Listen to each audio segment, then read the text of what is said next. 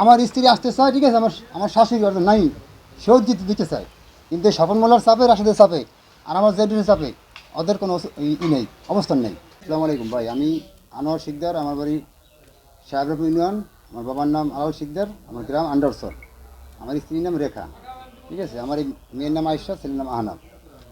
আজকে আমার বিগত মনে করেন 14 বছরের সংসার। আমি বিয়ে করছি রমজানপুর, ঠিক আছে, আমার শ্বশুরবাড়ি। ওরা আপনার এই যে আমার সংসারের যে মানে গ্যাঞ্জামটা আর যে মূল যে কাহিনীটা বুঝছেন, এটা লেগে আমার যে দুইটা যে ড্রেস আছে, ওরা লেগে আমার এই পরিবারে বাইরে পাঠাইবো, এটা প্ল্যান আগে থেকে ওদের ছিল, কিন্তু 5 তারিখের পর এই রাশেদ এবং স্বপ্নমূল্যার সহযোগিতায় আমার একাধিকবার মনে মনে করেন মানসিকভাবে, শারীরিকভাবে, ঠিক আছে, অনেক নির্যাতন করছে, অর্থনৈতিকভাবে ওরা মার দিছে অনেক। দেওয়ার পরে আপনার এই আমার ওয়াইফ নিয়ে আমি যেটা সুখেই ছিলাম, কিছুদিন পর ওই মনে করেন যে ওরা কী ব্যাপারে নিয়ে যায়, ঠিক আছে, আমি বাসায় না থাকলেই চলে যায়, যাইয়া বলে কি আমার মারছে। মারছে কথাটা বলে কখন, যখন মনে করেন যে আমি অভিযোগ করি বা মামলা করি যখন এক জায়গায়, তখন। আর সাধারণ মানুষ গেলে মনে করেন ওর বোনের অকথ্য ভাষায় গালালি করে, অপমান করে দেয়, আর যাই কি মনে করেন বাচ্চা থুয়ে যায়, ঠিক আছে। তো এই যে এবার গেছে রোজা ভিতর, আমার এই ছেলে মেয়ে ঘরে ওরা খেলাধুলা করতেছে, আমি মনে করেন গেছি আমার ফার্মে, ওর মা আমার সাথে গেছে, কোনো ঝগড়া না কিছু না। দুপুরবেলা যাওয়ার পরে ওর মা বাইরে ঝাড়ু দিছে, ঝাড়ু দেওয়ার পর আমি বলছি, তুমি যা গোসলকে নামাজ পড়ো। তো আচ্ছা ঠিক আছে। ও বাসায় এসে আমি ওই জায়গা থেকে গরু করে কার সাথে বাসায় দেখি কি গেলাম, বাবা তো আমু কই, তারপর আমি বাসায় না, আমি কই না, এই মেয়ে আমি খোঁজ করলাম, ঠিক আছে, নাই। কী কারণ নাই, ওদের দেশে খবর নিলাম, আমাকে না হয় নাই, ঠিক আছে। এই আমের 8-10 দিন পরে যখন মনে করেন যে আমি এইটার মানে মানুষের জানাজানি করছি, বা অনেক কিছু বলি না, লোক লজ্জা বুঝছি, ফ্যামিলি পারিবারিক বিষয়, তখন আর মনে বলে কি যে এইভাবে তুই মারোস, অত্যাচার করো, তবে আমাকে ধরেন আমুকখানে গেছে গিয়া।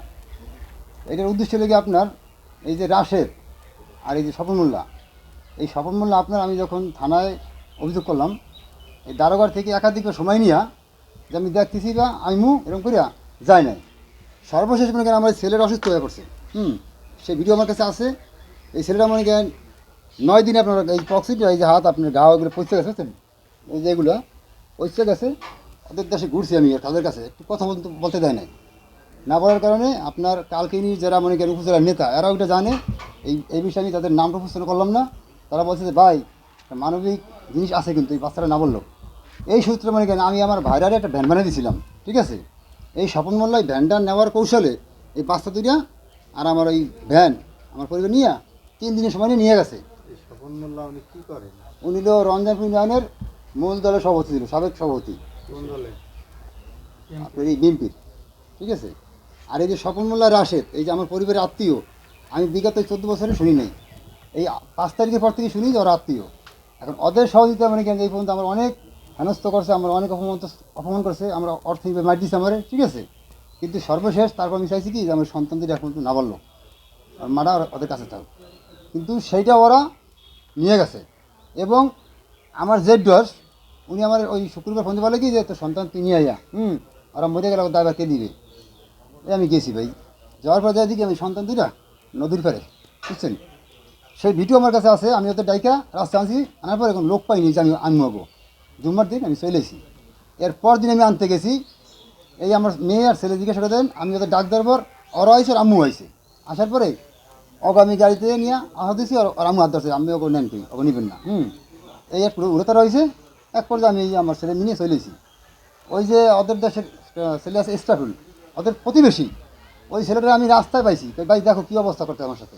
তখন উনি বলছেন না ছেলে মেয়ে নিয়ে যাও, তোমার কথা দোষটা।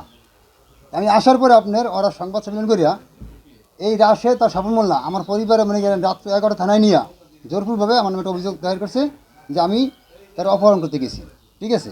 এবং ওই জায়গার যে সিনিয়র ভাই, অপহরণ করে কেন? সেইটাই, ওই জায়গার যে সিনিয়র ভাই বিপ্লব ভাই, উনি বলছে যে আমি নাকি তার সাবেক স্বামী, ঠিক আছে। এই কথা উনি একাধিকবার বলছে। বলার পরে ওর পর দিন আপনার ওই জায়গা গেছে দারোগা তদন্ত গেছে, এই কালকিন থানার কর্মকর্তা SI লাবলু ভাই, উনি যাওয়ার পরে আমার পরিবারে জিজ্ঞাসা করছে, ঠিক আছে, যে আপনার স্বামী যে আপনি ডিভোর্স করছেন সে কি জানে, করেন না, তাহলে আপনার ডিভোর্স পেপার কি সাইন করেছে, করেন না, তাহলে সে আপনার স্বামী, ঠিক আছে, যে আপনার যে ডিভোর্স আপনি দিয়েছেন তো কোনো গ্রহণযোগ্য নাই, তাহলে সে তো আপনার স্বামী এখনও, তো আপনি অপহরণ কীভাবে করলো। তখন ওরা এই কাজগুলো কে করতেছে? এই কাজগুলো মূল করতেছে ভাই স্বপন মোল্লা আর রাশেদ, ঠিক আছে। এই স্বপন মোল্লা আমার থেকে একাধিকবার, হ্যাঁ, এখন আপনি কি চান? আমি চাই আমার পরিবারটা আমার ঘরে আসুক, ঠিক আছে? ওদের মাটা আমি ওদের ফেরত চাই। আর আরেকটা কথা হলো কি, এই যে রাশেদ আমার নামে বিভিন্ন নোংরা কথা বলছে, বুঝছেন? যেটা আমি রাশেদের উদ্দেশ্যে বলতেছি এই কথাটা, যে আমার বাড়ি আন্ডারস্টার শিকদার বাড়ি, আমার বাবার নাম আলাল শিকদার, ঠিক আছে? আমি দীর্ঘদিন বাইরে ছিলাম, ঠিক আছে? এবং আমি, ও যে আমার সাথে নোংরা কথাগুলো বলছে না, যদি একটা প্রমাণ দেখাইতে পারে আমার মায়ের দুধের কসম, আপনাদের মিডিয়ার লোক সাকিরকে বলতেছি, যে বিচারে সে বিচারে আমি মাথা পেতে নিব।